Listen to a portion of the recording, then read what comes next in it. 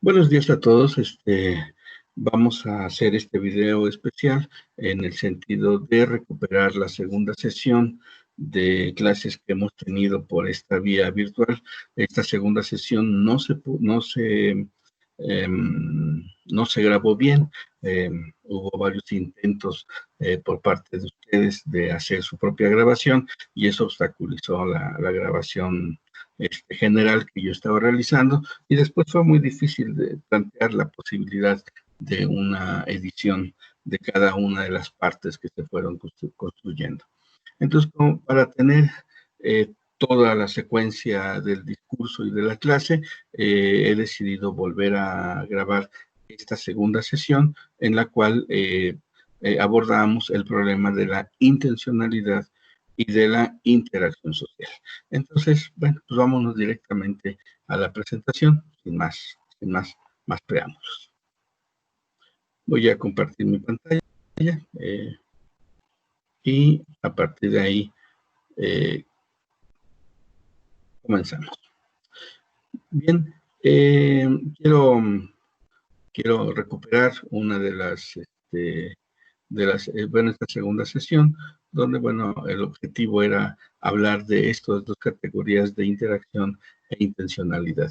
Quizás solamente para poder contextualizarnos, recordar que en la primera sesión, donde hablé acerca de la importancia de pensar desde las ciencias sociales este marco, esta realidad en constante movimiento y en constante cambio, en esta vorágine que nos está transformando el mundo a partir de la aparición de esta pandemia, yo les proponía que pudiéramos revisar en una serie de sesiones una serie de categorías clave que nos permitieran tener un marco teórico pues, más o menos firme para poder hacer un estudio o una lectura de la realidad social. Y entonces yo les había propuesto en aquel momento estas categorías, siempre en par, diádicas, como podríamos decirlo, y son la interacción y la intencionalidad, el conflicto y la negociación estratégica, el poder y la resistencia, las instituciones, específicamente revisar el problema del poder público y el poder privado, y terminar esta sesión, este curso, con una sesión en torno al problema de la libertad humana. Entonces, a partir de esas categorías, la idea era poder tener el instrumental teórico-conceptual para sistematizar observaciones de hechos sociales y hacer una lectura social. Ya incluso he colocado este mapa lo he colocado en la plataforma, en Virtuaula, y ustedes lo pueden bajar de ahí para tenerlos en sus, pues no sé, en su libreta, en su carpeta, donde sea, de tal modo que podamos en algún momento del curso aplicar este marco, donde pues estaremos revisando conflictos, la lógica de los entornos inestables, que ya lo revisamos en algún momento, y el problema de las instituciones, de los marcos jurídicos y obviamente de los actores en cualquiera de los niveles que esto implique, más de que implique el conflicto social y que tenga que ser analizado. Bueno, pues todos estos elementos, la idea era precisamente generar este marco, esta herramienta teórico-conceptual que nos permitiera hacer una lectura de lo social. Bien, pues entonces empezamos con nuestra primer diada de categorías, y estas son la interacción y la intencionalidad. ¿A qué nos vamos a referir con esta diada de categorías? Bueno, nos vamos a referir específicamente a uno de los, digamos, elementos más fundamentales de la experiencia humana, y esta es la vivencia de nuestra animalidad.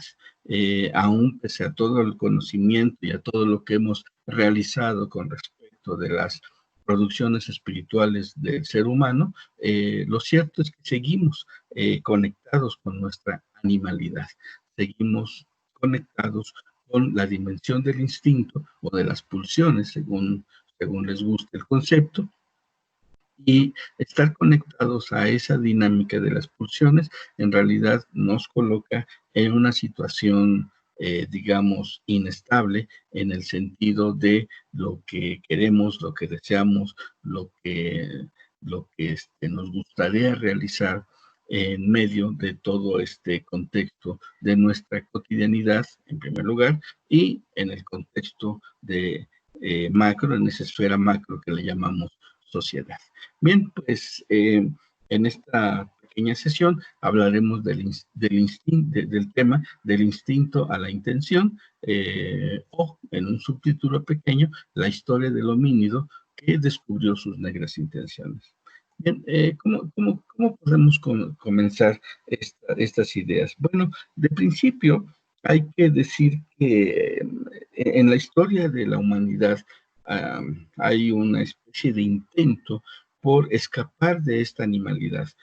Ya el viejo Aristóteles nos decía que éramos entidades racionales, ya la vieja historia del cristianismo nos había colocado en la dinámica de ser reyes de la creación, con toda la dignidad que puede tener una criatura al ser imagen y semejanza de su Dios. Y bueno, pues toda estas visiones en torno a la cultura, en torno a la inteligencia, en torno a la creatividad, colocan al hombre en una posición, digamos, superior con respecto de sus instintos, con respecto de su animalidad. Sin embargo, el siglo XIX, específicamente el siglo XIX, nos enseñó a partir de Darwin que pese a todas estas ideas, en realidad nunca hemos abandonado nuestra constitución orgánica y mucho menos nuestra, esta parte instintiva, pulsional de nuestras emociones, y seguimos de acuerdo a esta teoría de Darwin en la dinámica de la adaptación biológica. Darwin fue precisamente quien va a colocar en estos libros acerca de la evolución, la teoría de la evolución, esta premisa. Hay una dimensión orgánica que no hemos abandonado. A partir de esta idea de la adaptación, de esta idea de que los organismos se adaptan al entorno y solamente aquellos que son capaces de adaptarse al entorno también son capaces de sobrevivir, Engels utilizó estos conceptos, Federico Engels, el compañero de fórmula de Carlos Marx, y él escribió un pequeño documento que se llamó el papel del trabajo en la transformación del mono en hombre. En ese texto, básicamente aborda la idea de que el hombre, este homínido que fue evolucionando, lo hizo gracias a la capacidad de trabajo. Es decir, el trabajo realizado a través de la manipulación de los objetos es lo que generó también toda una transformación del cerebro, y esto obviamente permitió que el ser humano pudiera adaptarse a su entorno. Los procesos de adaptación al entorno son dados gracias a esta capacidad de manipular objetos, de transformarlos a partir de la constitución del trabajo. Bien, en ese sentido, bueno, podría pensarse que Engels simplemente aplicó la teoría darwinista de la evolución y de la adaptación, y a partir de esa situación llegó a la conclusión de que fue esta capacidad de manipulación lo que generó la capacidad de trabajo y la capacidad de la transformación del entorno. En el momento en que el hombre empieza a transformar su entorno, también empieza su carrera en los procesos de su propia evolución. Bien, entonces, de acuerdo a Darwin y de acuerdo a Engels, precisamente esta animalidad es lo que nos ha permitido, digamos, mantenernos dentro de las especies vivas de este planeta. Por otro lado, ya saliendo un poquito del siglo XIX, más cercano al siglo XX, Sigmund Freud, el padre del psicoanálisis, reveló el carácter instintivo de la construcción del yo a partir del principio de la represión y nos reveló la dimensión del inconsciente. Este aporte de Sigmund Freud es muy importante porque de algún modo revela que este carácter instintivo, este principio orgánico, esta fuerza orgánica que es el instinto, eh, es lo que realmente ha construido la dimensión consciente, es decir, este yo que es capaz de decirse a sí mismo como un yo, surge no del carácter espiritual de la cultura o de la intervención divina, sino que surge precisamente a partir de un choque constante entre lo que sería la cultura, el super yo, y el ello, que es esta parte animal, esta parte donde se revuelven las emociones, donde se revuelven los deseos, donde no se resuelve el problema, el principio del placer. Entonces, esta teoría de Freud es muy interesante porque, de algún modo, al igual que Darwin y al igual que Engels, nos dice que los seres humanos seguimos atados a nuestra animalidad, ya sea social, ya sea biológica, ya sea instintiva, pero finalmente seguimos atados a nuestra animalidad. Lejos queda la idea teológica de la dignidad humana por ser imágenes de Dios, y también de pronto empieza a sospecharse de esta idea de la racionalidad como una esencia de lo que es el ser humano.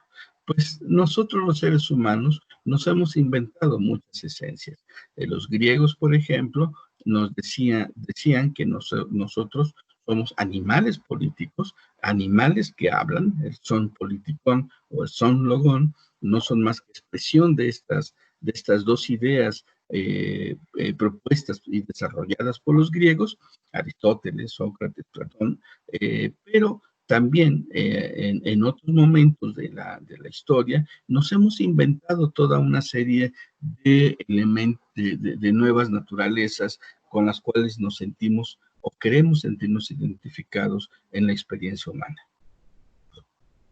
El homo religioso, el hombre que se contacta con lo divino, o el hombre económico, el que tiene que producir constantemente las condiciones reales de su existencia, el hombre lúdico, Homo ludens, que es aquel hombre que juega, ese sapiens que juega, perdón, ese homínido que juega, el Homo sapiens, es decir, aquella entidad pensante, el Homo videns, es decir, aquella entidad que puede ver, pero no solamente se reduce a un acto de mirada, sino a un acto de comprensión del mundo en el que vive, y también ya últimamente alguien propuso la existencia de una naturaleza estúpida en el ser humano y de ahí salió el llamado Homo incipiente.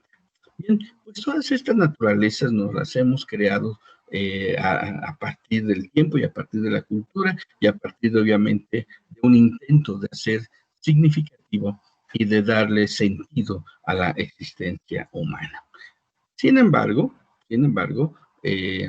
precisamente dentro de esta idea de que nuestra animalidad sigue patente en la vivencia cotidiana de nuestros instintos y de nuestras pulsiones, es que podemos hoy iniciar este curso hablando precisamente acerca de estas dos grandes fuerzas, dentro de estas dos grandes energías que de algún modo chocan, de algún modo generan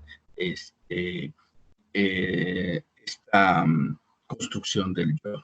Bien, de acuerdo a Sigmund Freud, nuestra animalidad está patente, en nuestra animalidad está patente la vivencia cotidiana de sus instintos, los que son heredados biológicamente, y nuestras pulsiones, es decir, aquellas energías psíquicas profundas que dirigen la acción hacia un fin para suprimir un estado de tensión. Y aquí quisiera que nos detuviéramos solamente en esta idea.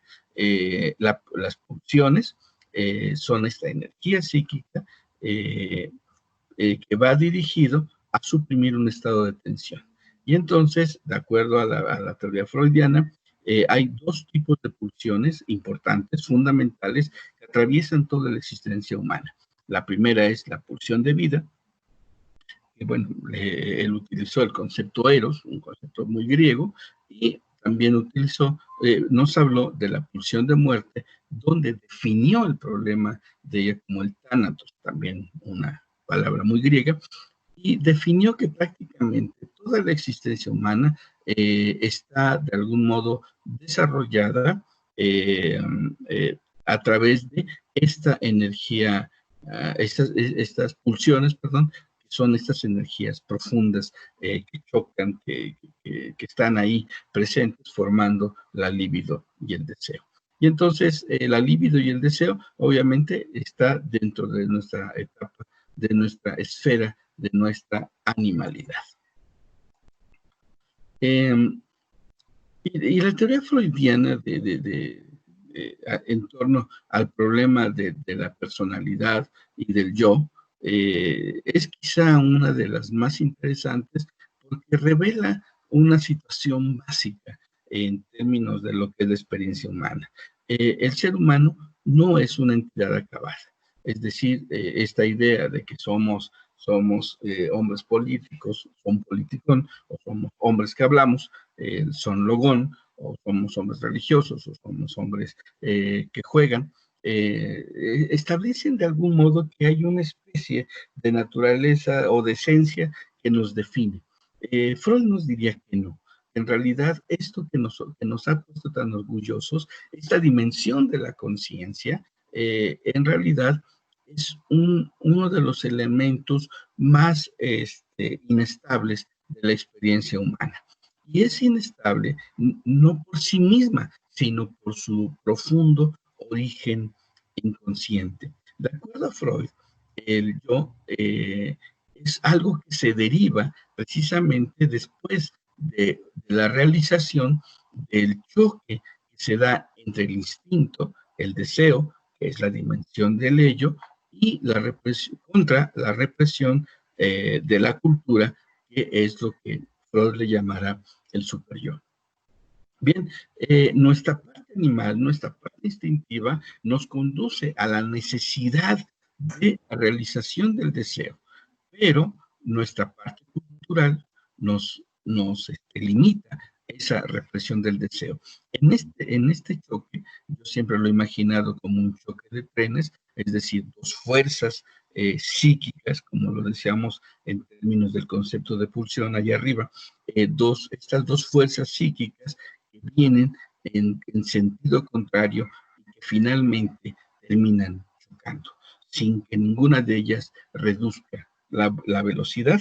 En este choque entre lo animal, lo instintivo, el deseo y, por otro lado, la represión y la cultura, diría Freud, es como surge el yo. El yo no surge como una entidad estable, racional, objetiva, más bien surge a partir precisamente de la dinámica que se da entre este encontronazo entre lo instintivo y el deseo y la represión y la cultura.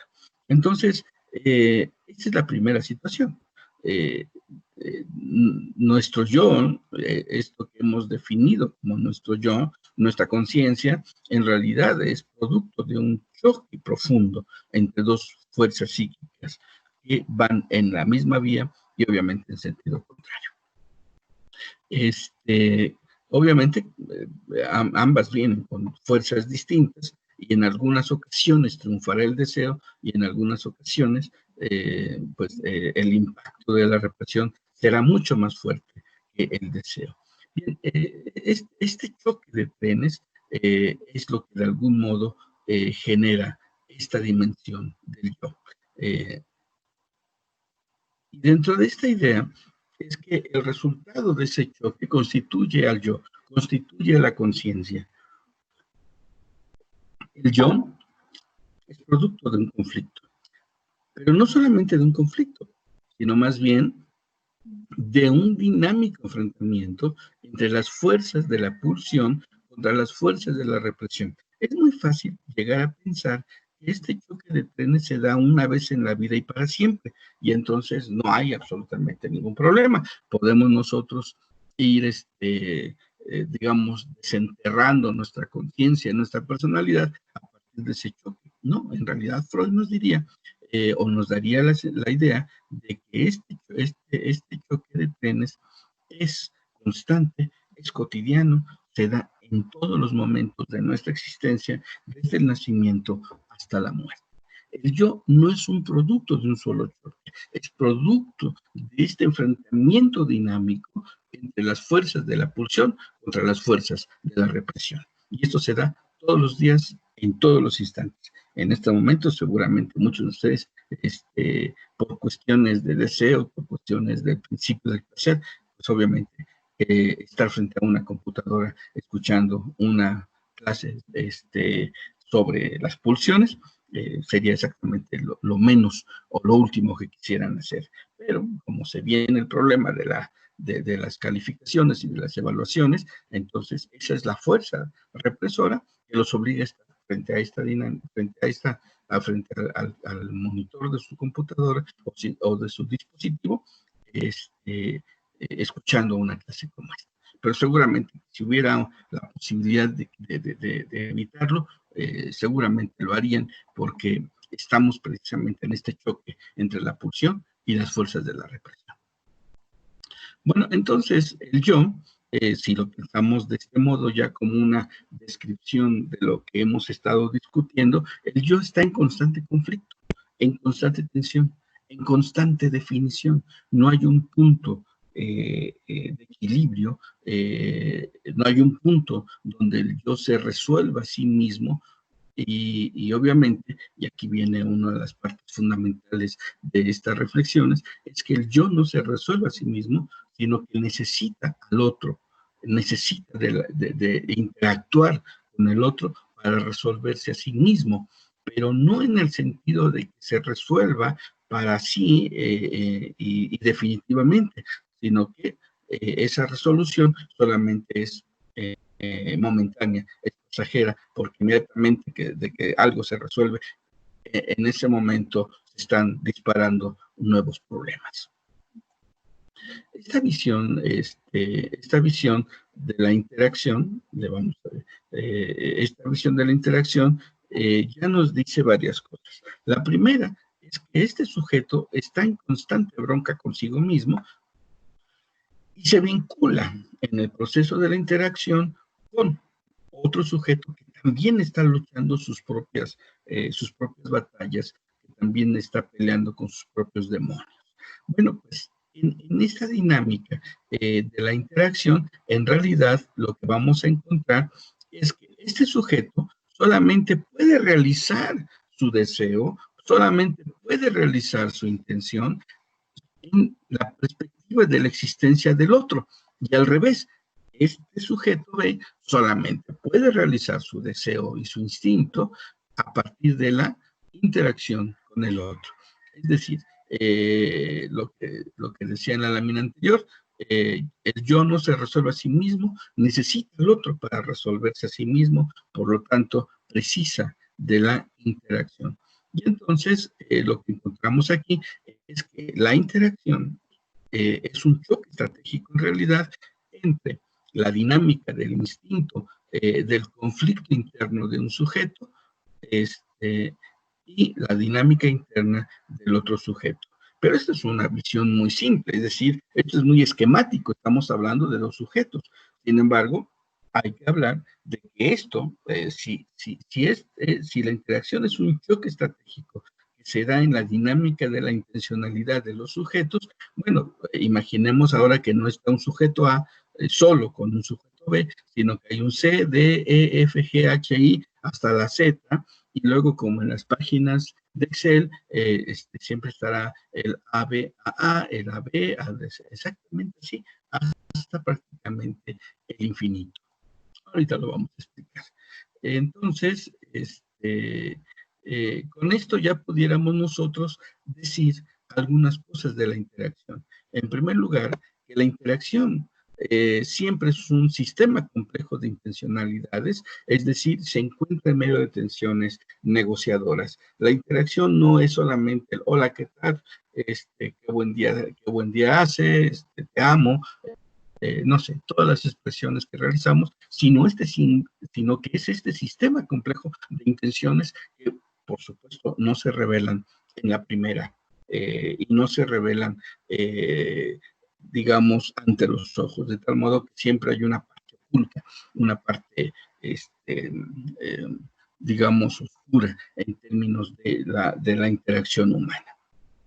Bien, segunda situación es que la interacción es un sistema relacional, mórfico y en conflicto. Ahorita voy a explicar lo de mórfico, en el sentido de que es relacional, ya lo comenté, finalmente S1 y S2 en realidad es un esquema muy simple que tendríamos que pensar en que se desprenda así toda una red de relaciones que es precisamente la figura de lo mórfico, pero lo importante es que cada una de estas interacciones siempre se encuentra en conflicto.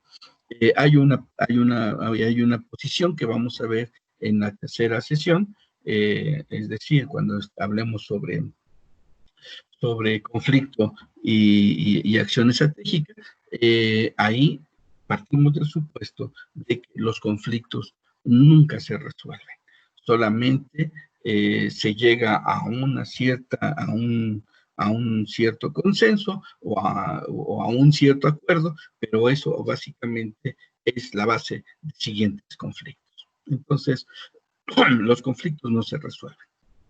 Los sistemas relacionales son tan complejos que sería imposible pensar que algo ya queda resuelto de una vez y para siempre. Bueno, esto que estamos viendo aquí no es más que, digamos, una visualización de lo que podría llamarse un campo mórfico. ¿Qué es esto? Significa que cada acción de cada uno de los sujetos, como aquí, aquí hay otra piedra. Bueno, yo entiendo que aquí aventaron piedras para generar esta ondulación de las aguas. Bueno, cada vez que esto cae y se genera una acción, va a expandir sus efectos para alcanzar los efectos de las otras interacciones. Entonces, me gusta pensar que el choque, el conflicto se da precisamente cuando las ondas de una acción chocan con las ondas de la otra acción. Otra forma de expresar el campo mórfico es precisamente a partir de la imagen de la red simple, que nos habla de secuencia y linealidad. En ese sentido, la representación de una red simple nos dice que si algo se mueve en este punto, inmediatamente todo se va a vincular con otras cosas y va a haber un movimiento general en la red, de tal modo que a la araña le va a dar la información de dónde está la víctima. Bueno, pero esto ocurriría así de una manera secuencial y lineal si pensáramos así la red. Sin embargo, imagínense que la pensáramos, viéramos una red eh, compleja, es decir, donde la red no solamente sigue una linealidad y una secuencialidad, sino que se distribuye en infinidad de redes.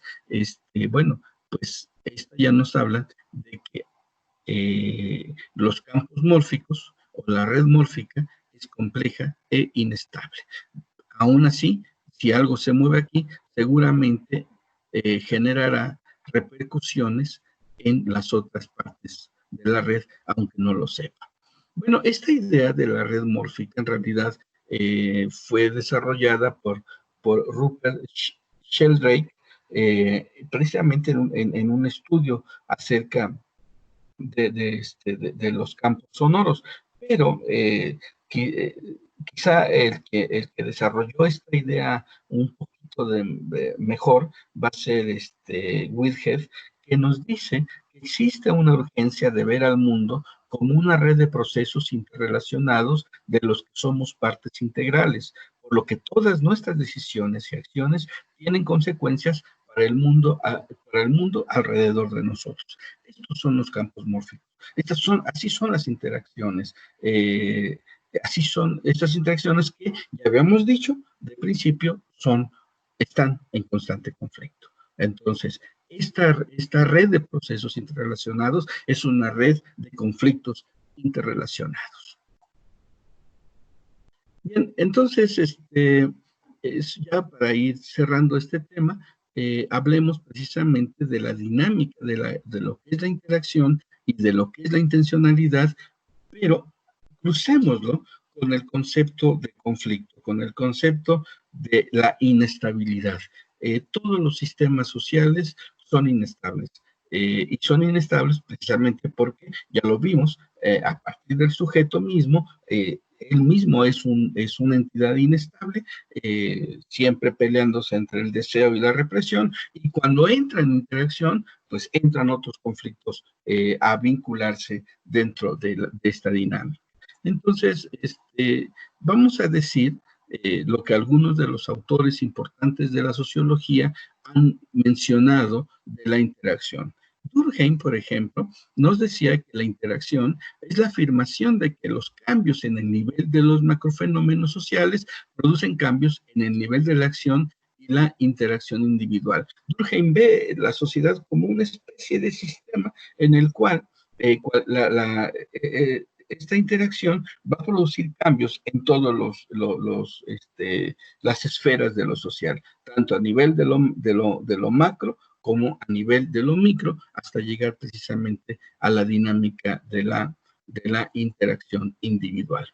George Simmel nos dice que las interacciones pueden ser momentáneas o permanentes, conscientes o inconscientes, superficiales o profundas, pero mantienen constantemente el vínculo entre los hombres. A cada momento, estos lazos de relación se alargan, se quiebran, se retoman otra vez, se sustituyen por otros, se entrelazan con otros. Es decir, ya Simmel nos habla de que no hay interacción estable. Todas las interacciones se alargan, se quiebran, se retoman otra vez, se sustituyen, se entrelazan, etcétera, etcétera. No hay una dinámica continua. Desconfíen de aquellos que les dicen que hay que generar procesos de orden. Definitivamente esto no es posible en la dinámica de lo que ya hemos venido platicando. Y finalmente Schultz nos habla de que la interacción es un proceso intersubjetivo en donde los sujetos interactúan desde sus lugares de construcción de sentido. Esto es bien importante. Lo vamos a revisar un poco más adelante, pero lo que nos está diciendo Schultz es que la interacción humana también genera sentido social, de tal modo entonces que en el proceso intersubjetivo donde los sujetos interactúan, se construye un sentido.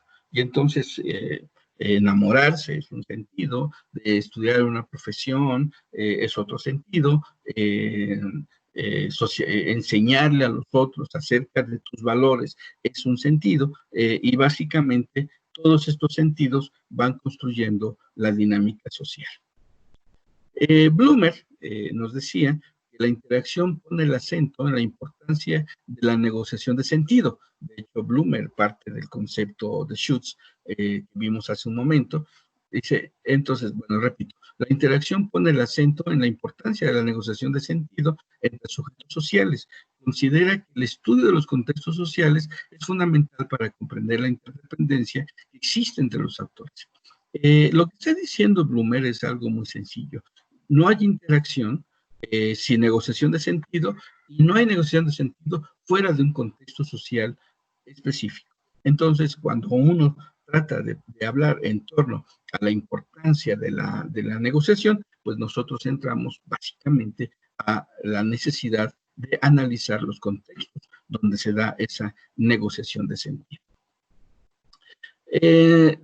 Con respecto al problema de la intención, de la intencionalidad, solamente tenemos que dejar sentadas las siguientes premisas. Los estados intencionales se distinguen por tener un contenido ante el cual un sujeto adopta cierta actitud, creencias, deseos, intenciones, esperanzas y busca su realización.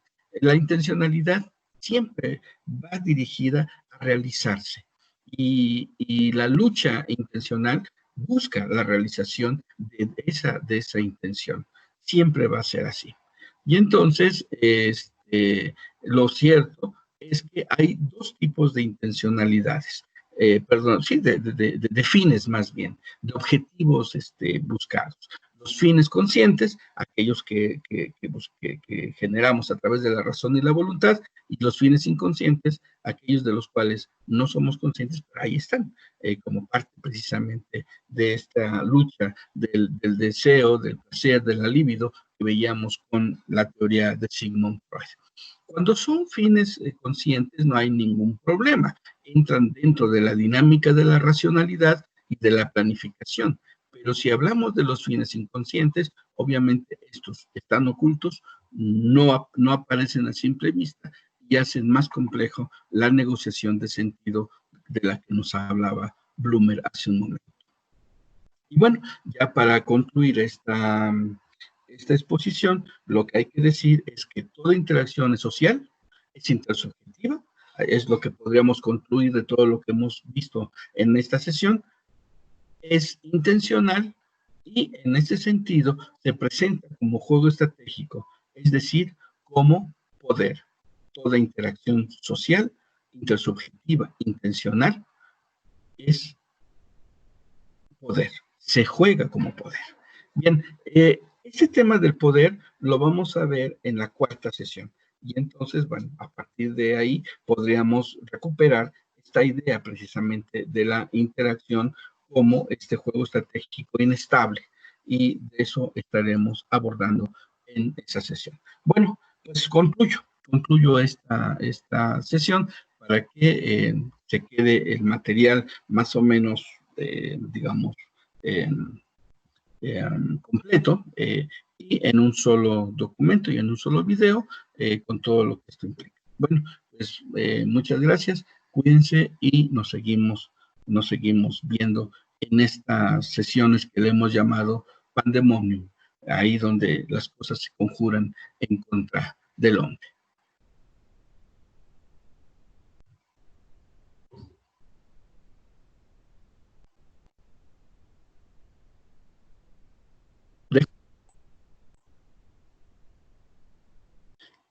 Y bueno, ya solamente concluir esto, deseando que se encuentren ustedes bien y recuerden que este video se va a subir a la plataforma de Virtuaula, donde también ahí se les generará alguna actividad para realizar, sobre todo para aquellos que no han podido tener acceso directo a estas sesiones.